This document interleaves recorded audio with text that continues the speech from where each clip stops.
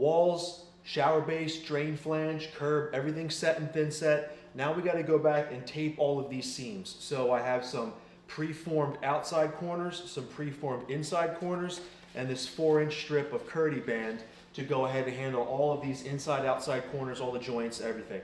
So I'm going to mix up more of the Schluter All Set, and I have a 1/4 by 3/16 notch trowel, or you can use an 1/8 inch by 1/8 inch square notch trowel. And I'm going to mix some of this up and basically handle this the way I see it is handling it like you're taping drywall. So let me get some of this mixed up and we'll get started.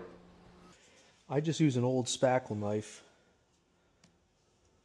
to get the material in there. Just get it applied.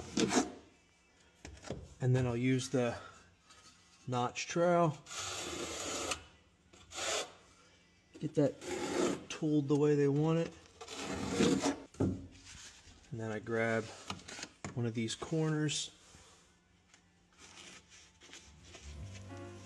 stick it in there like so.